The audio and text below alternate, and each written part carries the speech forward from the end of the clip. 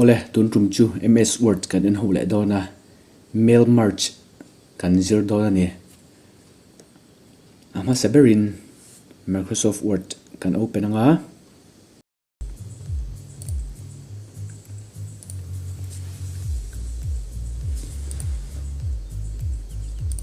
ta hian layout kan lu tanga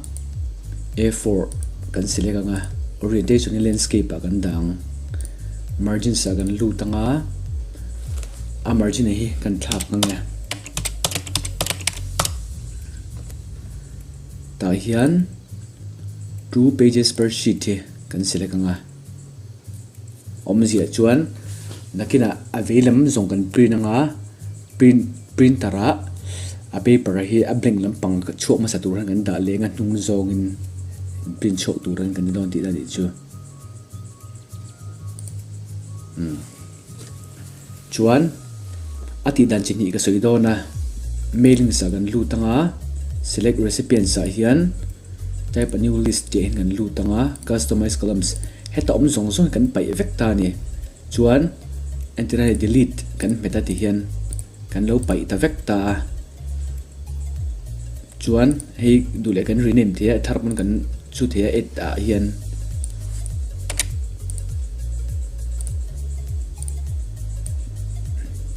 amba ka tu lo zong zong hi kan delete vek thei kan du chuan delete kher lo pon kan thei tho kan du chuan ta hian ma sei delete ka chuan he ta hian hei va eng lo khangai thin ta ni kha tiang kha pem lo ta a chu wang chuan kan no delete vek ta a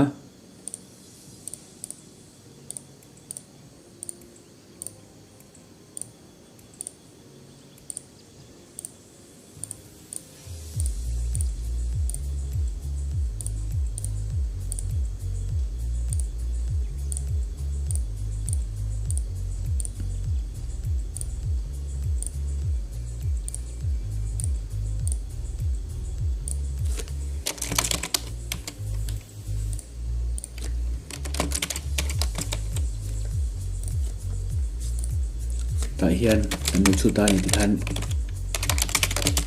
entiran tuna mail merge hi committee kohna te khan tangkai don ni secretary tan khan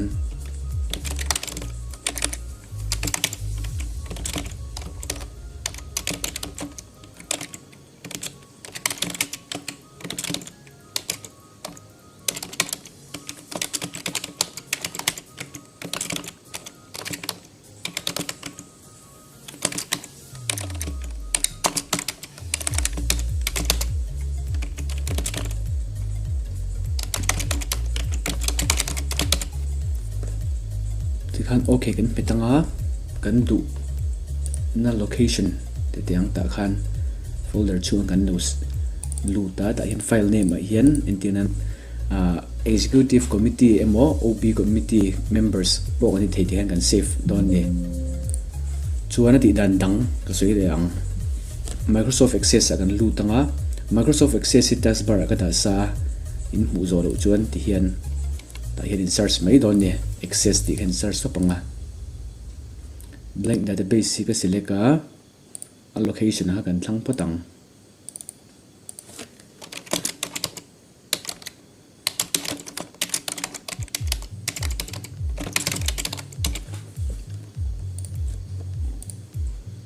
ti hian thil dang engma ka ti men ka save ro tang control le s ka petanga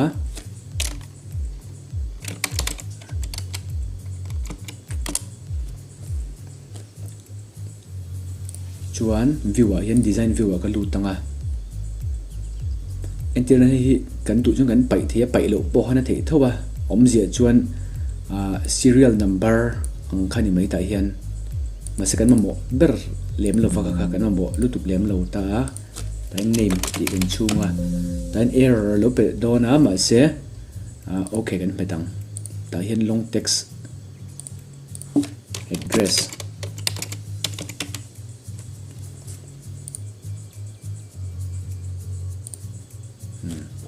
chuan hi ka save liang ti khan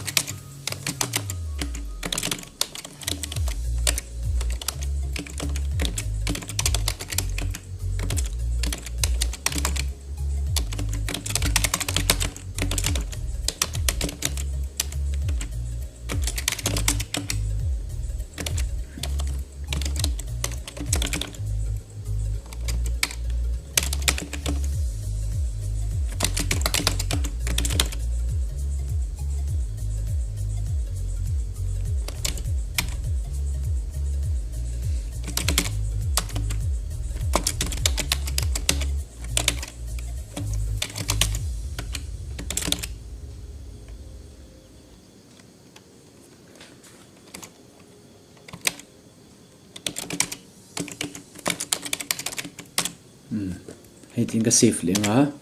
cái close thì khan chúng ta hian committee kohna kan chut don ta ni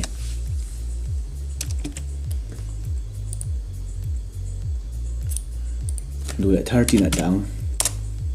in nom nan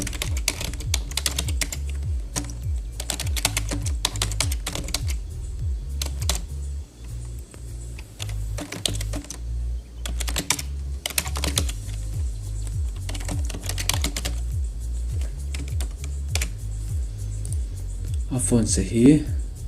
thạo tới dậy đây là tiếng hiền anh ta đang lâu lần lâu cái chuyến kami phone sắc cần man đủ cái chuyến phone size sắc cần tỷ lệ mấy đòn nè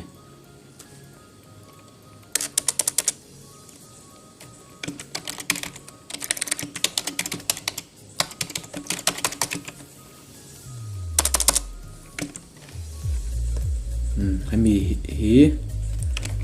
lại kan data a committee kohna committee kami hi kan tilian a kan ti bolt di na ni chu kan tilian bok nga devel hian ta hian kan type thun som la don ni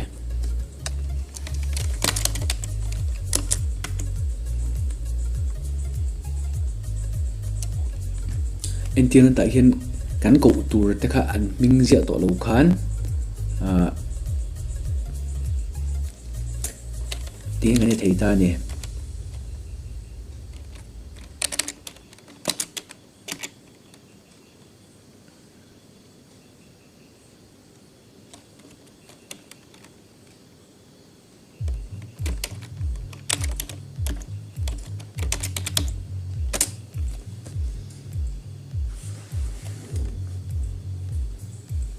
mailing sa kan lu tanga start mail margin letters kan select ang ta hian use an existing list ta hian kan lu tanga nichina kan save na destination folder khan kan open anga tin kan open don ta ni chuan insert merge field ta hian name comma address kan du le mi patni hi mi patni hi enter nan kan lo underline ta kan bold thei bok ta ni kan du chuan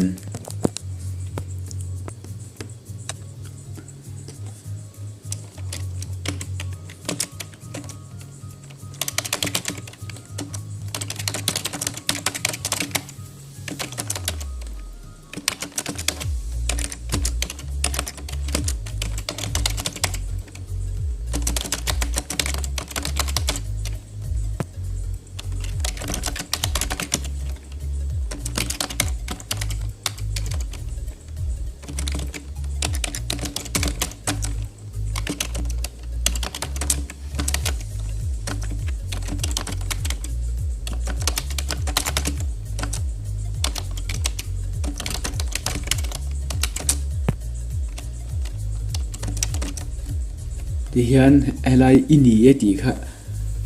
autocorrect in capital letter anga lo changa ka undo ang control exit ka petanga voi ni ka meta ti khan lo dikta ni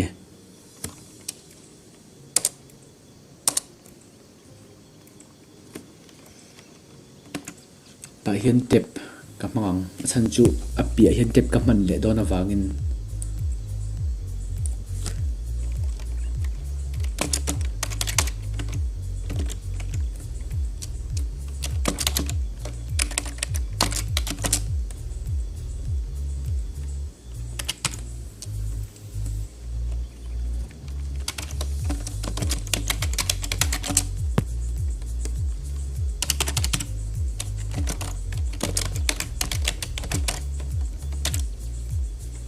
chu poi lo tep voi thum kan man kha kan chin chianga kha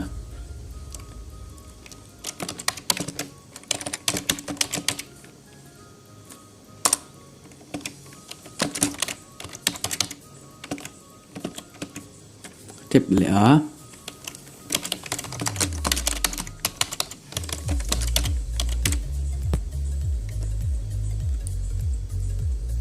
hei hian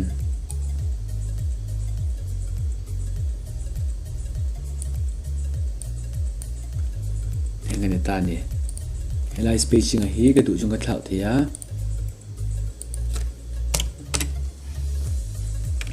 adang lam na chu tikhan a paragraph spacing a halu zau ta ni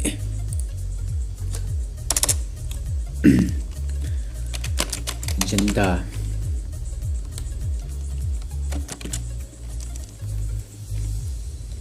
etiran heta kan tep ho hi kan pai vek tong kan tu chuan kan mang to don lem lova ka kha chu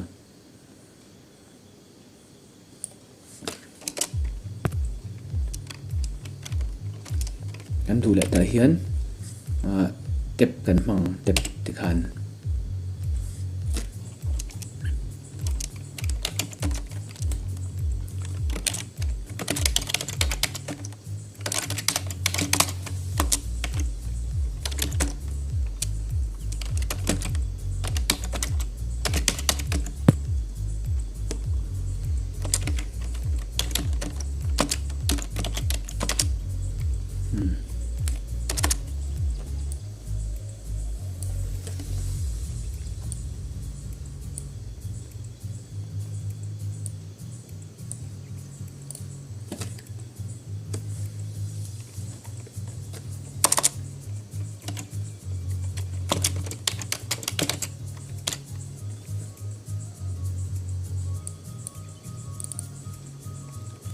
center da kharlo pang ani thei to ma se ka ti chen me meng ti khan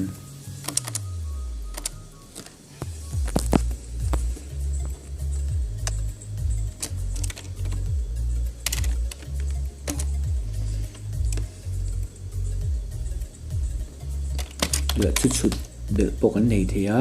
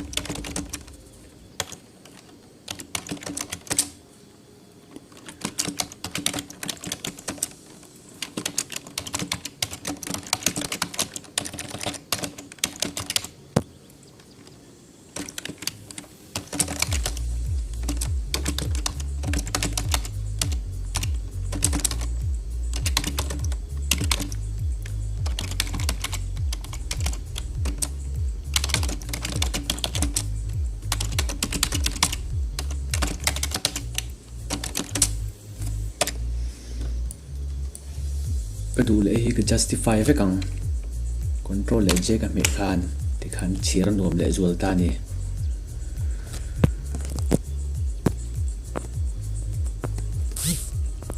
enter nan heading an lut chinang mailing sa hian preview results ka me tanga ti khan kan pin chu hun a han om vek don ta ni pasari phek sari khalon ta a heti control le pi me rot thi achi lo ni chen chu chu vek don lo wa finish and merge kan lu tanga print document sa kan ti nga ya chu ti roll in ya an venga mon khoi moi kan chu thak du ta edit individual documents sa kan lu tanga okay ti kan ti thei ta ni tin hei hi kan print kal thei bok ta ni ti hian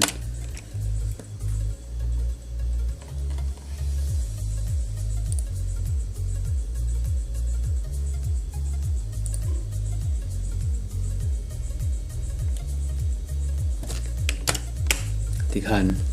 alwin print effect ta ni printer a po kan print kal thea khatiang lo po khan hetin kan ti thei bok ta ni hei save angai lo gunin to kha kan save to ber zo ka chui hinia ta hian print document sa hian ama ro chu hi tlem in a complicate de lekani ti dan he print document sa kan lu tanga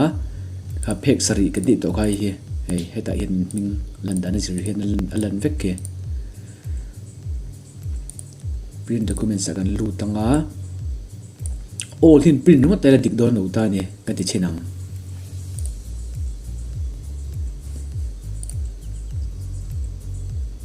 kha ti khan a phe ka hi au yom te em ta ni paper hi chan chu ale lam zong zong kha alo blank ta vek tlat ta ni chu wang chu he te kan ti hingai print document sa kan lu tanga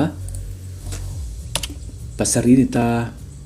pali akop kim lo ni ron pali hi chu print elo nge nge pakhat kha blank ni chen mi ang khan blank ka ngai ta ni entir nan kalau print ta hey ka printer sang lo ni ta ni ma se tu na yan ti chin me de la foxit reader pdf printer mang taila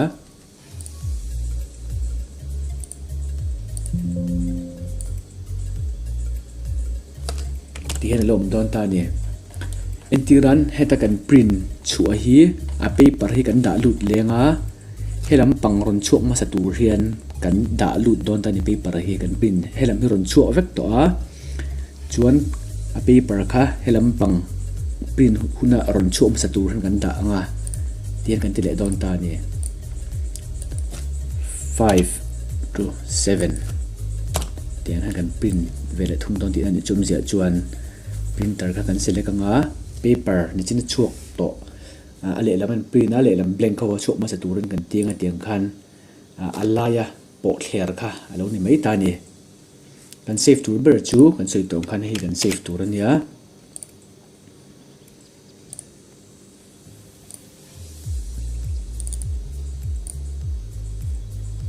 ang chinang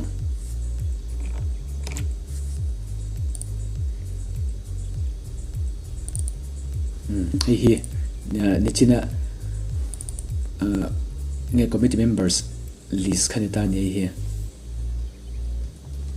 chuan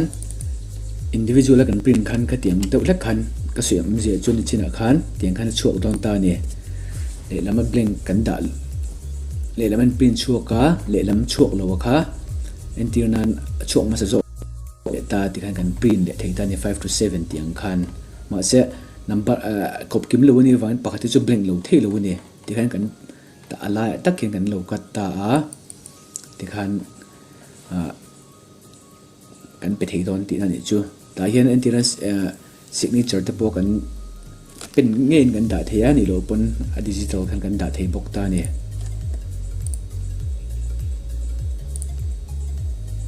hi member list kan ta ni itin kan ring thei kan da sarang thei ti na ni chu entinan committee dang po ko taila hemi thu hi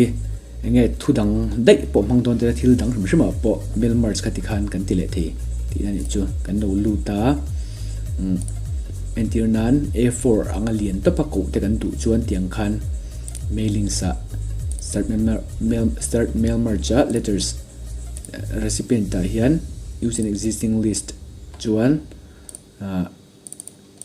kan click ti khan insert merge field ta kan ti thei ta ne chuan recipient list a hian entirnan i alo bang te alom thei ta tiang khan kami kan du lo chuan edit recipient list an kan check anga kan okay don ta ne kan okay khan hei paruk che lo de to ta ni ti khan ka pasari tiang khan kan ta thiam chu suggestion te entirnan in design te cutting te pokan lo zir du mai thea nga comment box a khan